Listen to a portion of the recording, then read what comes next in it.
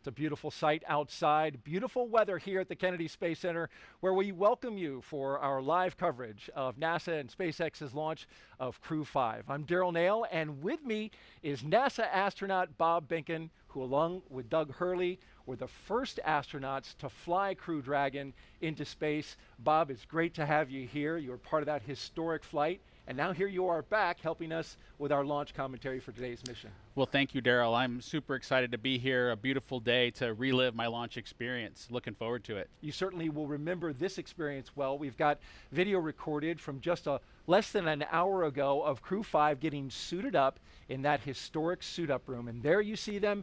Everything went smoothly.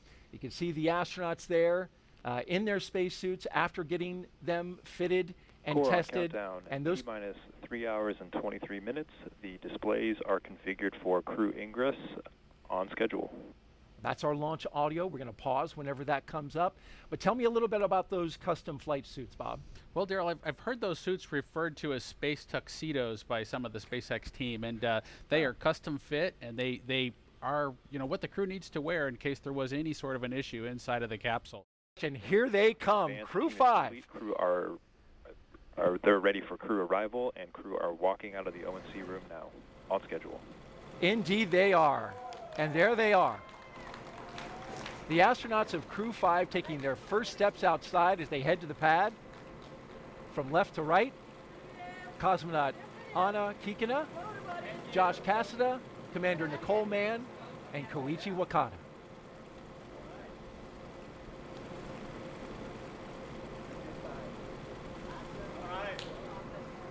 So that was a pose for a picture. And here they go to their ride out to the pad. 3 Teslas all lined up in queue, along with a full security escort.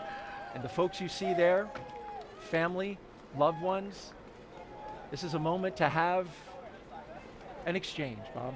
It is. It's an opportunity for the crew, if you will, to take a little bit of a break from the technical briefs that they've been having this morning as they got suited up and understood what the weather conditions were. They get a chance to say goodbye to their families, see some smiling faces, again, have a little bit of a relaxing moment with their families before they get serious again and head out to the launch pad. It can be an emotional moment. Absolutely. For the Demo 2 mission, my son was super excited to yell Launch America. So that was the one thing that you could absolutely hear. Even inside the suit with our deep insert earplugs, you could hear that Launch America tune when he sang it out. Look at that license plate. I was just noticing that. Blast off. Yeah, Daryl, the SpaceX team has been creative with those license plates. It's always cool to see what they add to the Teslas to make the experience just a little bit personalized. It's a nice touch. As you can see, the media in the background positioning themselves for a good shot as the Teslas roll out with a full security escort on a 20-minute drive to pad 39A.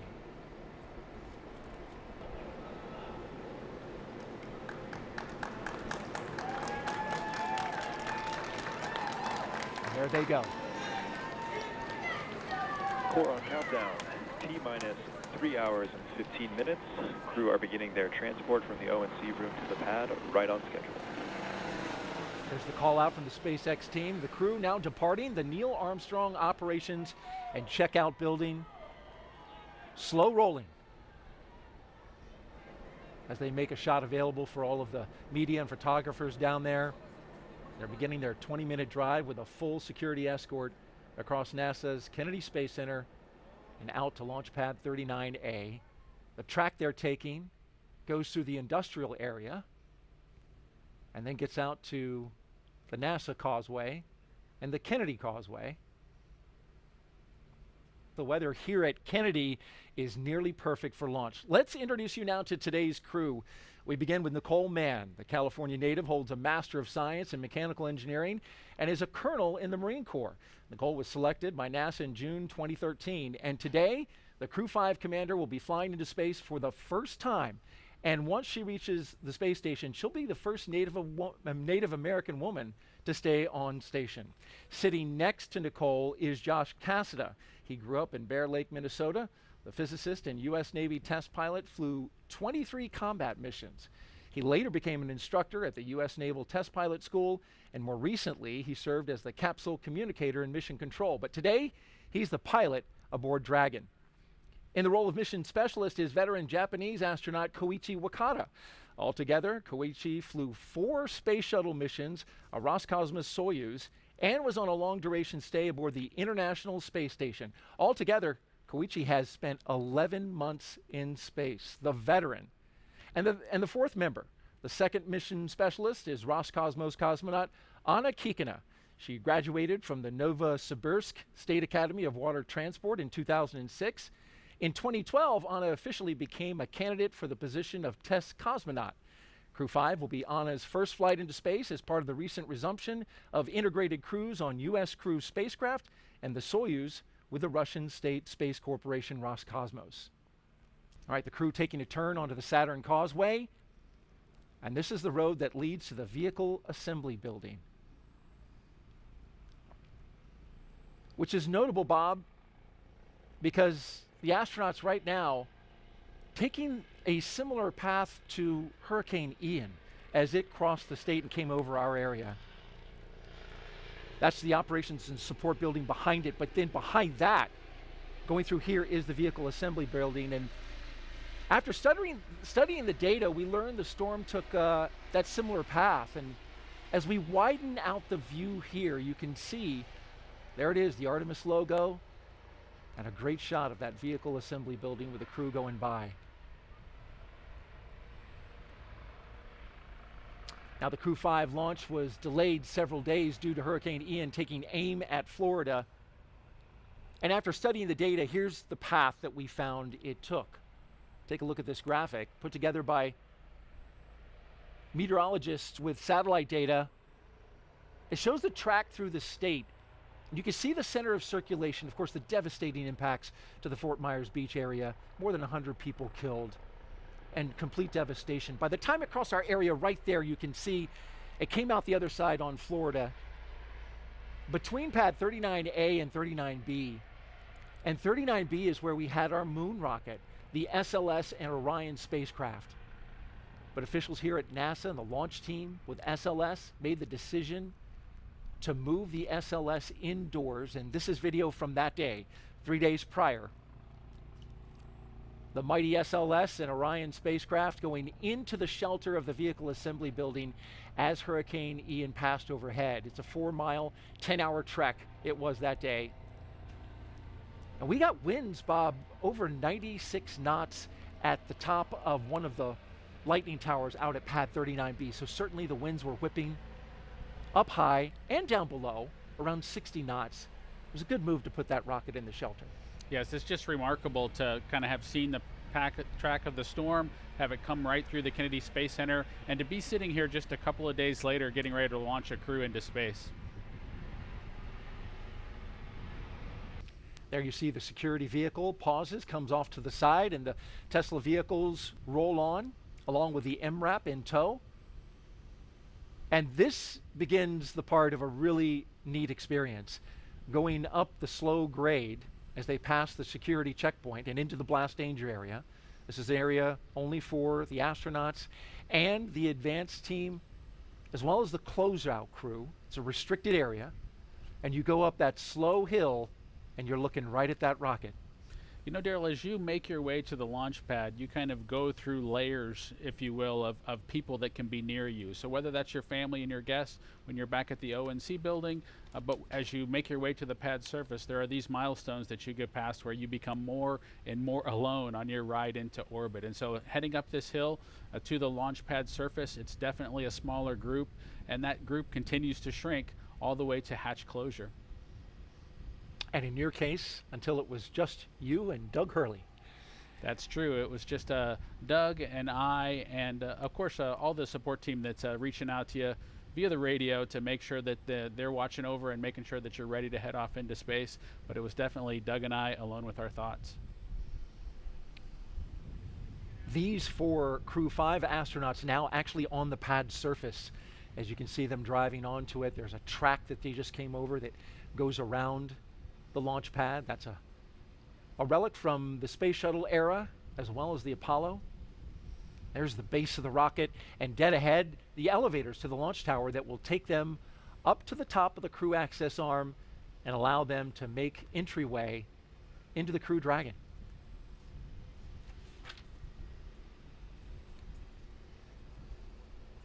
And at T-minus 2 hours and 55 minutes, we'll get that announcement that the crew has arrived, so they're a little early. You can see the flags flying and the clock ticking down. If you're just joining us, you're watching live coverage of SpaceX mission known as Crew-5 as we watch the first 2 astronauts walk out onto the pad surface, getting ready to do what, and I have to admit, I have to attribute this, the rocket recline. There it is. I like the way they did it kind of in coordination as well. I think that was something that Doug and I didn't quite nail on the Demo 2 mission, but I appreciate them getting it sorted out by Crew-5.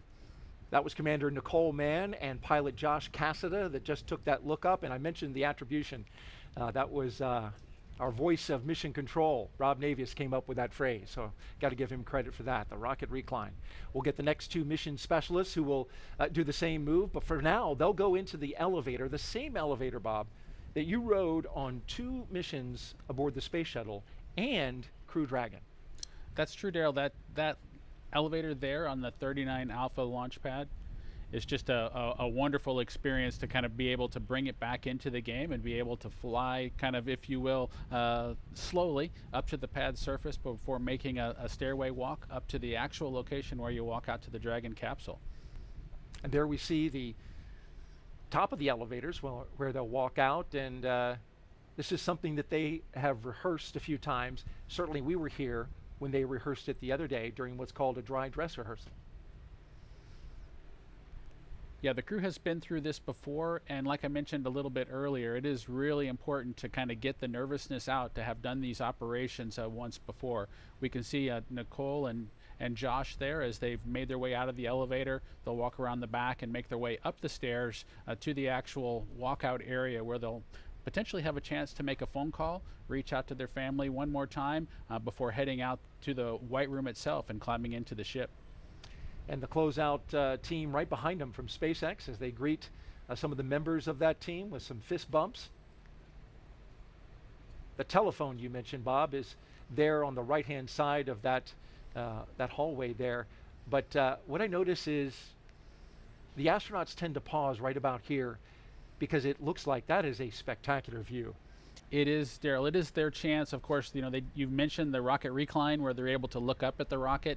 They're kind of co-level with the vehicle at this point. They're able to look out, see the ocean, see the rocket, see the capsule itself before getting ready to kind of take that next step and head into the vehicle.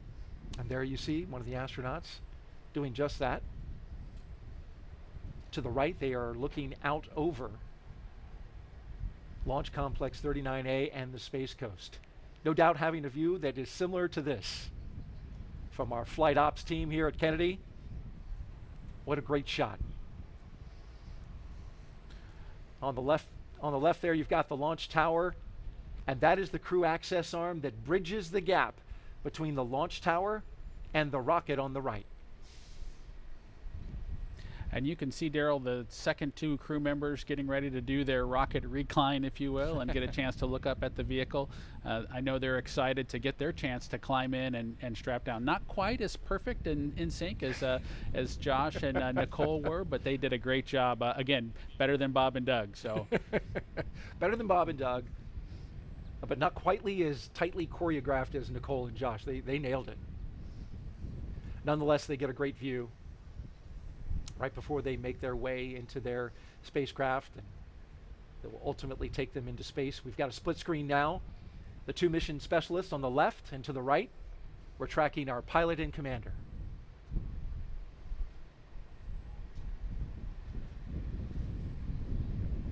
Now they stagger the astronauts in this fashion because everything is highly proceduralized, right? As they go through the lines, check off the mission milestones, and then also it's carefully choreographed because you want to have everybody being orderly as they get into the spacecraft. Absolutely, Daryl. There is a well choreographed checklist that the SpaceX team has on their tablets as they follow along with the crew accomplishing the steps in front of them. But remember, there's just a single hatchway, and they need to go in sequence, and it wouldn't be helpful for all 4 of them to be there at the same time. So we do bring them in sequence, Nicole boarding first, followed by the rest of the crew. Looking at the launch tower there, pad 39A. Bob, this is the same launch tower that launched the space shuttle. It's been, of course, renovated by SpaceX. They've made a lot of improvements in order to accommodate the Falcon 9, but it also has some throwback to the shuttle era. And there's part of the fixed service structure that's still a part of that structure today. That's true, Daryl. The 39 Alpha launch complex was modified to be able to handle the Falcon 9 rocket. And Doug and I were super excited to launch again from the exact same location. There are remnants of the shuttle program that are still kind of out there. There's a series of chevrons. You can kind of see them in the image there. The kind of the yellow pathway, if you will. The crews go in the opposite direction there. Those chevrons point towards the slide wire baskets that they would use if they needed to do an emergency egress off the pad surface. Those slide wire baskets are a legacy item from the shuttle program. And here we go, the first 2 astronauts to board Crew Dragon. On the left, Josh Cassada, and on the right, Commander Nicole Mann. All smiles as they make their way down the crew access arm. You can see the fist pumps. They're definitely getting excited now as they get ready to board the ship. And they make their way into what's called the White Room.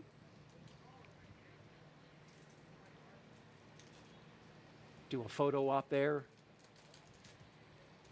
Core on countdown. T-minus 2 hours and 47 minutes. Crew have arrived at the White Room just a little bit ahead of schedule. There's the announcement. And you can see one of the SpaceX techs handed Nicole Mann and Josh a Sharpie, which this is something that's actually on their to-do list for launch operations. And what they're going to do now is sign their signature onto the NASA meatball, or right there around it. That NASA meatball is encircled with signatures from all the previous NASA crews that have gone up to the International Space Station. That signature would include yours, Bob, as well as your wife, Megan MacArthur.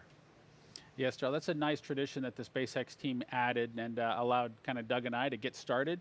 And it's pretty neat to get your name added to the wall there, the White Room wall that leads to the Dragon capsules that head to space station. And there you see her putting her signature, making the way around the NASA meatball, handing off the pen to Josh. And to the right, you see the SpaceX logo. For their commercial missions, they're also starting a set of signatures, which is a great sign about starting to establish that economy in low Earth orbit, the commercialization of low Earth orbit.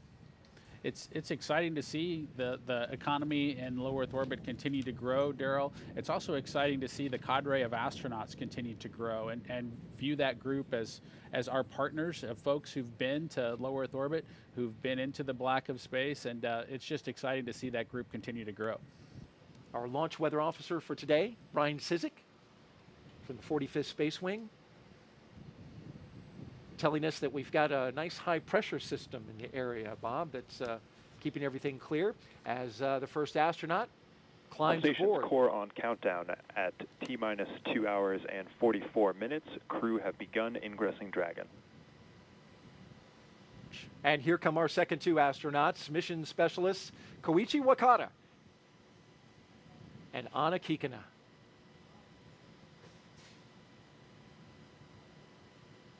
They're next up in the White Room. Big thumbs up from Koichi.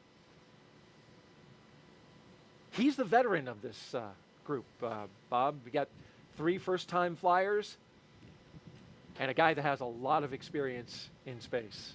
That's true, Daryl. You know, Koichi was in the astronaut office when I arrived a couple decades ago, you know, just having joined and trained as a shuttle astronaut, getting the opportunity to fly on his 3rd space vehicle kind of going forward here. It's got to be exciting for him to try on a new spaceship. And making his 5th flight into space. And our mission specialists will now put their signatures on the White Room as the commander and pilot finish up securing their 5-point harness into their seat, getting a snug fit, as you can see there. Josh Cassada making sure everything is lined up correctly. Looks like he's got 4 hands. But those are his gloves. I'm sure an extra set of hands couldn't hurt. Yeah, no, he just has the 2 hands, just like the rest of us, but he does have the gloves there kind of taken off to kind of give him some additional dexterity as he tries to work through getting all the strap-in process completed. You mentioned the 5-point harness, much like a racing harness that the astronauts strap in with. Likely they won't need all of the capability of that harness as they head into orbit and take their ride, but it does provide some capability should the emergency escape system be activated to really keep them strapped tightly into their seats. So very exciting watching them getting settled in. We've got this awesome view of the Falcon 9 with Dragon on top, crew on board already. We have been watching the crew since this morning make their way to the launch pad, climb up the fixed service structure, walk across that beautiful crew arm that you see there on your screen, and now they are getting settled into each one of their seats, and there is the Crew-5 crew there on your right-hand screen. And the crew will remain in these spacesuits through the ascent portion of today's flight. They'll be able to get out of their suits and get a little more comfortable shortly after liftoff, but for the portion that is the most dynamic portion of the flight, they will remain in those spacesuits. And the primary function of those spacesuits is to protect the crew in an event of a cabin depressurization. And if that would occur, the suit could inflate to provide a habitable environment long enough for the crew to return home. Not only is today an exciting day because it's launch day, but it's also a pretty exciting year, as this year marks Dragon's 10th year in operational flight. It took a lot of love and dedication to get here today, and we are still learning and innovating from each launch. From the beginning, Dragon was designed to eventually fly people.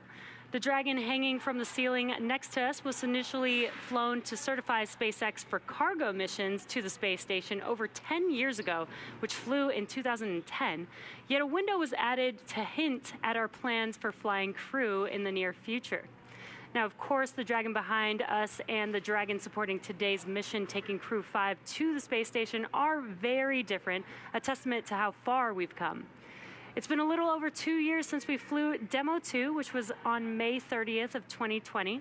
And since then, SpaceX has been regularly flying crew missions for NASA to and from the International Space Station at an average cadence of 1 flight every 6 months since Crew 1. Dragon, ready for comm checks. Copy, Dragon. Stand by for umbilical comm check. And we did just hear those words that comm checks will be starting here shortly. Now on your screen, you're seeing some waves, some thumbs up, some goodbyes to the team on the ground. Once they close CDR, this hatch. PLT, MS1, MS2, comm check. CDR has you loud and clear. PLT has you loud and clear. MS1 has you loud and clear. MS2 has you loud and clear. Core, loud and clear. Umbilical comm check is complete. Stand by for ground station comm check. We did discuss Dragon, SpaceX. Confirm crew displays are configured for launch. Wilco, we would like to give a huge thanks to the NASA and SpaceX team, the thousands of people for their development, preparation, and training in getting Endurance and Crew-5 to the launch pad today, and your continued support in helping to make this a successful mission. We look forward to joining the rest of our Expedition 68 crew members aboard the International Space Station. And a special thanks on behalf of all the crew to our family and friends. It is your love and support that help make dreams come true. Now let's do this. Crew-5 displays are configured for launch. Copy, and Nicole, Josh, Koichi, and Anna, on behalf of the entire team at SpaceX, good luck, Godspeed, and enjoy the ride. And those words from Nicole Mann, the first female commander of a Dragon, as she thanked the many folks that have helped get them to this point. Dragon is in configure for terminal count. Launch teams continue to report no issues, and everything remains green and for an on-time launch. Retract has started.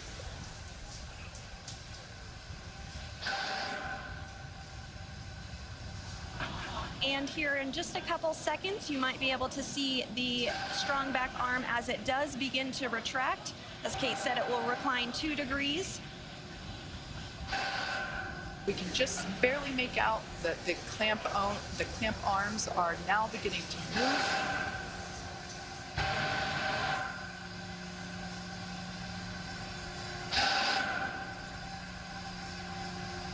All right, now that those clamp arms are removed, as Sandra said, this will retract by 2 degrees, and then at liftoff, the strong back will retract another to 45 degrees, allowing Falcon 9 to clear. Strong back is part of the transporter erector, and the transporter erector is what provides the liquids and the gases and the electrical connections to the vehicle. It's also what we use to integrate the vehicle in its horizontal position, and we can see that 2-degree retraction just now complete. And the next call out that we should hear in about 20 seconds is that the first stage LOX load is complete.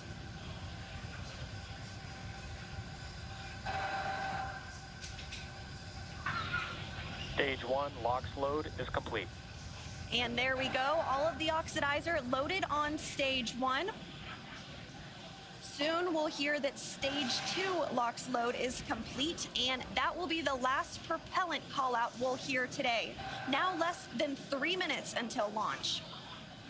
Dragon is in terminal count and is on internal power. All right, there we heard the good news that Dragon is now on internal power. Again, the white clouds that you see there at the base of the Dragon trunk, totally normal. That's just the vapor from the liquid oxygen. Again, second stage now wrapping up its LOX load.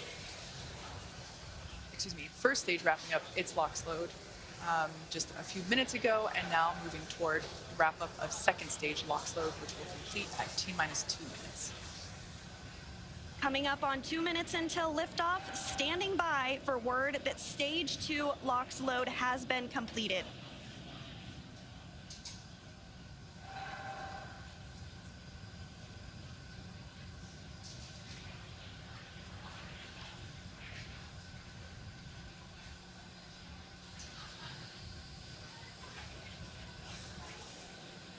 Dragon is in auto idle. Stage 2 LOX load is complete. There we heard the call out. Falcon 9 is now completely fueled. All of its propellants. So Gas closeouts are starting. Expect loud venting. All of its propellants, and we can see that leftover liquid oxygen now being vented or released, now flowing further away from the vehicle. So nearly 1 million pounds of liquid oxygen in RP1 now on board Falcon 9. It is fully loaded and ready for launch. And coming up at T-minus 1 minute, we'll hear that Dragon is in countdown. Its flight computer will switch to countdown mode, and we'll hear that the flight termination system on Falcon 9 is armed. STS is armed. Falcon 9 is in startup and is now controlling. And there you heard it. Dragon is in countdown. Dragon's flight computer in countdown. The flight termination system now armed. We should get the final go for launch from SpaceX launch director Mark Zoltus. Dragon, SpaceX. Godspeed. Go for launch. SpaceX Dragon, go for launch. SpaceX T-minus reports 30 go. seconds. Crew reports go. 30 seconds until liftoff.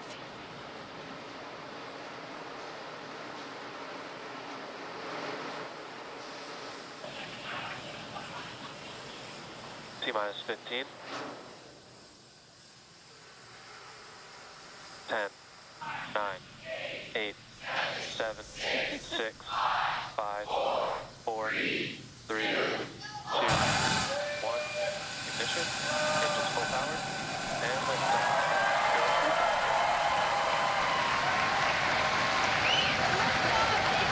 Six steps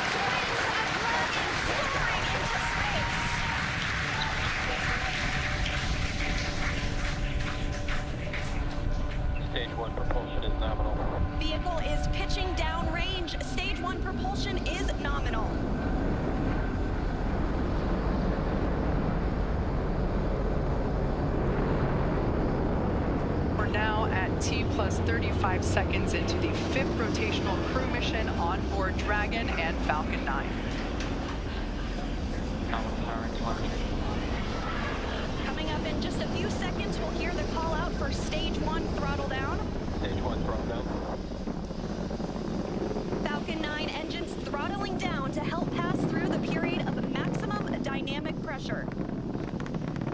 This period is known as max Q, and once the vehicle, there we just heard that the vehicle is now traveling faster than the speed of sound. Once through max Q, we'll throttle those Merlin engines back up. Max Q. Stage 1 throttle up. Stage 1 throttle. Stage 1 Bravo. Copy, 1 Bravo. That call out for 1 Bravo means we're in the second and final abort mode for the first stage, continuing to get good performance. The crew is already pulling over 2 Gs. And next up is going to be a couple of events in rapid succession. First will be engine chill on the second stage and back engine. And there you heard that call out. And then we'll have MECO, or main engine cutoff, where the 9 engines igniting will cut off in preparation for second stage separation. Then we'll see the single Merlin vacuum engine on the second stage ignite and continue to carry the Crew-5 astronauts to orbit. Just like we did on first stage, that MVAC chill is intended to help pre-chill the hardware prior to the full flow of that densified liquid oxygen. Stage 1 throttle down. At this point in time, those 9 Merlin engines are beginning to throttle down in preparation for MECO, or main engine cutoff.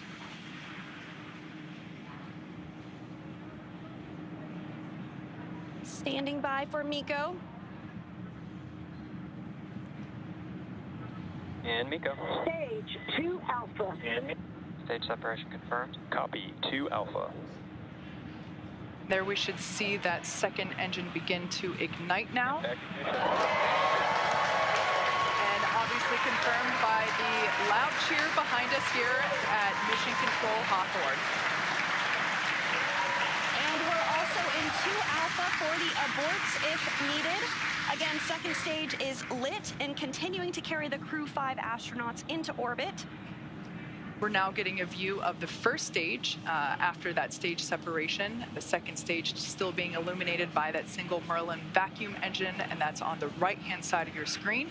First stage on the left-hand side of your screen making its way back to Earth. We will be attempting to land it on our drone ship, which today we are using Just Read the Instructions. Acquisition signal, Bermuda.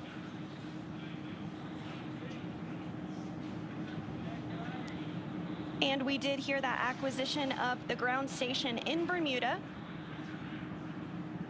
The first stage is continuing to make its way back to Earth, and the second stage is going to continue. SpaceX, trajectory nominal. Another good call, trajectory nominal. Dragon copy. Confirmation there from Commander Nicole Mann. You can also sort of see the Space Coast there in the background of the first stage on the left-hand side of your screen. It also looks like you can actually see the thrust plume created by the first stage as it's now rotating just out of screen. Second stage is going to continue firing until a little over 8 minutes into the flight, really doing the heavy lifting now, getting the crew into orbit. Everything continues to look nominal on both first and second stages. As I mentioned before, the first stage will be making a landing on one of our drone ships, which is currently parked a couple hundred miles off the coast of Florida in the Atlantic Ocean. So we can see now that... Dragon, SpaceX, trajectory nominal. Good confirmation there that we have good trajectory. The second stage now traveling over 5,400 miles per hour. Crew is pulling a little more than 1 G right now. That's going to continue to ramp up, peaking just before we get to second stage cutoff here in just a few minutes from now.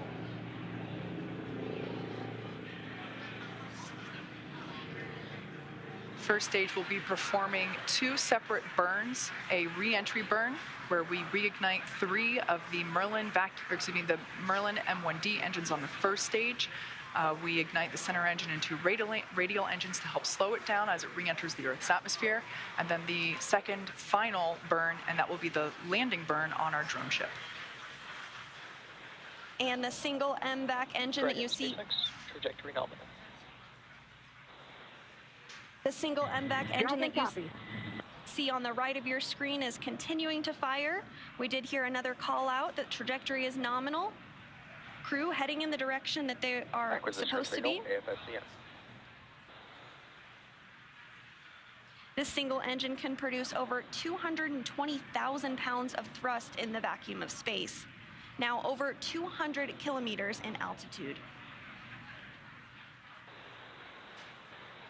We will start to hit events now in a rapid succession as the first stage continues to make its way back to Earth and the second stage continues its burn. Just a couple minutes left in that burn. For those of you just joining us, just over 6.5 minutes ago, our 4 Crew-5 astronauts launched from Kennedy Space Center in Florida, and they are now making their way into orbit on the second stage inside Crew Dragon. Trajectory nominal. Which we're hearing that the trajectory on that is nominal. Dragon copy. They are safe inside Dragon Endurance, whereas the first stage on the left-hand side of your screen is making its way back to Earth. We are coming up to the re-entry burn, which, as I said before, we ignite 3 of the 9 Merlin engines to help slow the booster down as it re-enters the dense part of the Earth's atmosphere. As the entry burn completes, we'll be in the final... Stage 1, entry burn startup. So there we heard the Stage 2, call out. STS is safe. You can there see it on your screen that that entry burn has been initiated.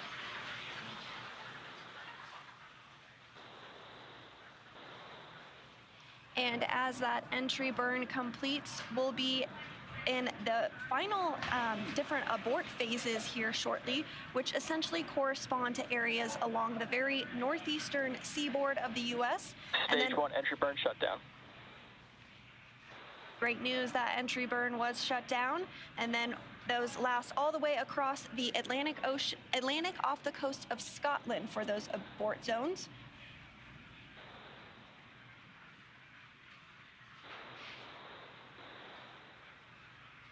Everything continues to look nominal for both the first and second stages. Terminal guidance.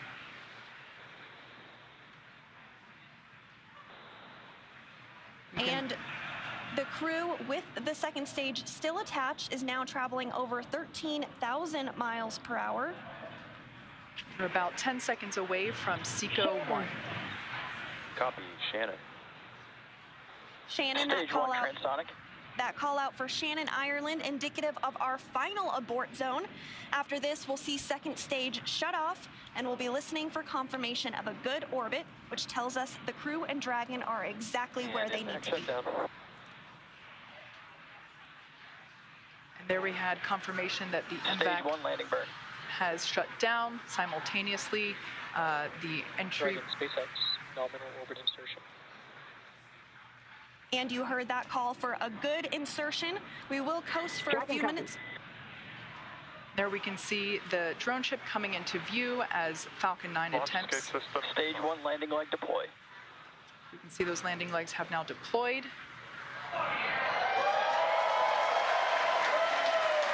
And as you can see on your screen, and you can hear by the clapping and cheering behind me, Falcon 9 has landed on our drone ship just through the instructions, parked off the coast of Florida. Signal. Okay.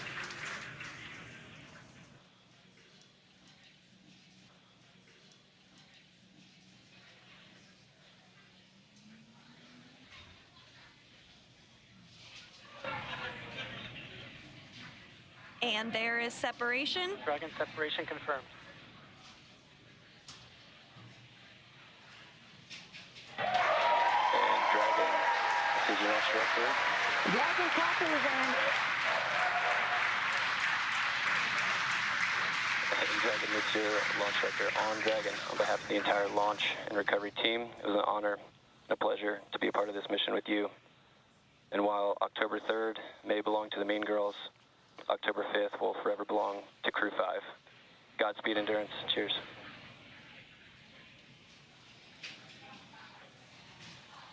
Awesome. Thank you so much to the Falcon team. Woo! That was a smooth ride uphill.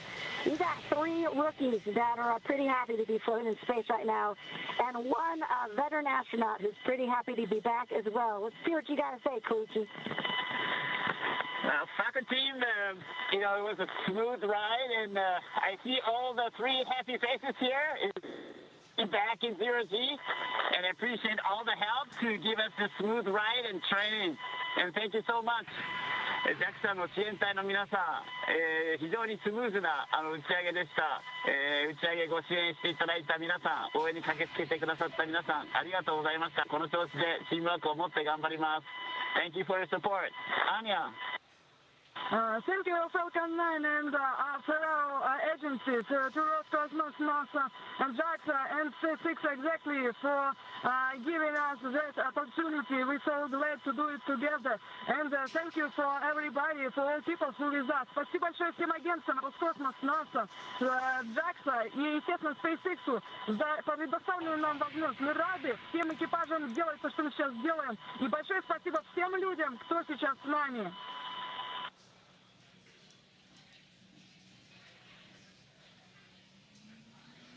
Some really nice words there from the Crew-5 crew, as well as... And Dragon Falcon 9C, thanks for the words. Had a great ride. Have a good mission. We'll see you later.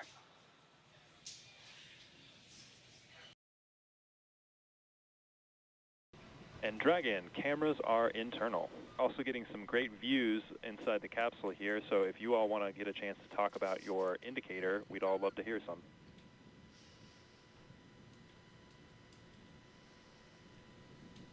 Absolutely, Mike.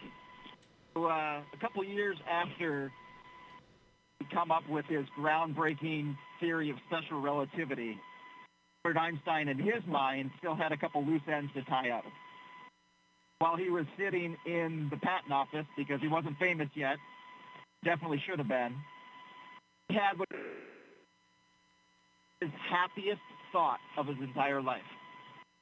That thought was, person in free fall doesn't feel their own weight. That thought, along with some others that he built upon, led to general relativity and our understanding of gravitation and curvature of space-time. We're experiencing Einstein's happiest thought continuously, like the International Space Station has been doing for over 20 years.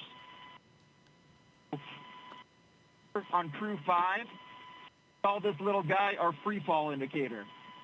We're here to tell you there's plenty of gravity up here. In fact, that's what's keeping us in orbit right now and preventing this trip on a Crew Dragon from being a one-way trip. A little bit like life. We live in the same world, we live in the same universe. Sometimes we experience it in a very different way from our neighbors. We can all keep that in mind. Hopefully we can all continue to do absolutely amazing things, do it together.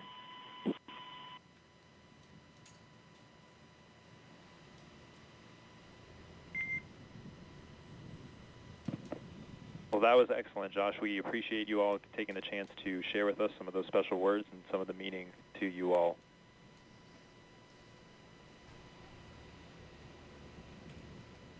I tell you, my crewmates are just happy that we didn't break out a dry erase board and get into more detail. We'll chat lensing later. Absolutely.